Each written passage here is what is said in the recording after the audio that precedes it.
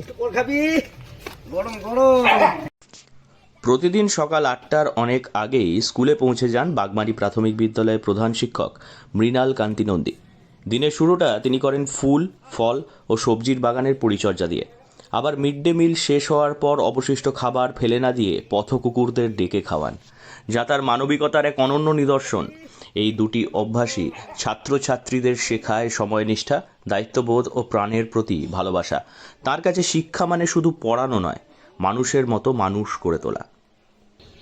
আমি এই বিদ্যালয়ে প্রায় 21 বছর শিক্ষকতা করছি।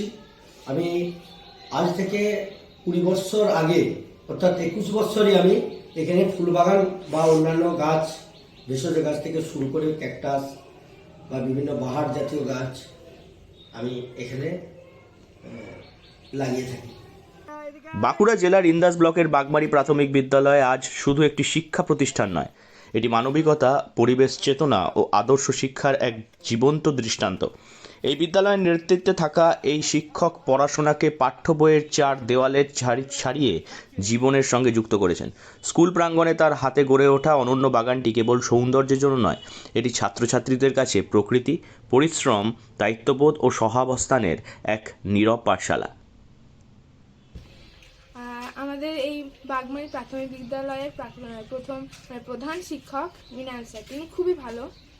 তিনি সকাল 7টার সময় চলে আসেন, আসার টাইম ধরুন 10টায়, কিন্তু তিনি 7টা 8টা এরকম টাইমটাই চলে আসেন এবং তিনি এসেই 10টা বা ক্লাস শুরু হওয়ার আগে পর্যন্ত গাছপালাদেরকে সেবা করে এবং ক্লাস শুরু হওয়ার সময় তিনি ক্লাস শুরু করেন, যেই ক্লাসে পড়ানো থাকে সেই ক্লাসে পড়িয়ে দেন।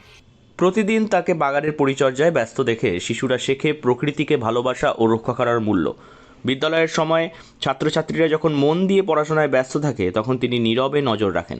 শিক্ষার মান, শৃঙ্খলা ও মানবিক মূল্যবোধ যেন একসঙ্গে বেড়ে ওঠে। ছুটি হয়ে গেলেও তার দায়িত্ব শেষ হয় না। অন্যেরা যখন বাড়ির পথে, তখন তিনি আবার ফিরে যান বাগানের কাছে, কারণ এই বিদ্যালয় তাঁর কাছে শুধু কর্মস্থল নয়, জীবনেরই এক অংশ। আজকের সময় যখন শিক্ষা প্রায় ফলাফল ও পরিসংখ্যানে সীমাবদ্ধ হয়ে পড়ে, তখন তার মতো শিক্ষক আমাদের মনে করিয়ে দেন শিক্ষা মানে মানুষ গড়া। পরিবেশ চেতনা, সামাজিক দায়বদ্ধতা ও মানবিক মূল্যবোধের এমন সমন্বয়ে খুব কম শিক্ষকের মধ্যেই দেখা যায়।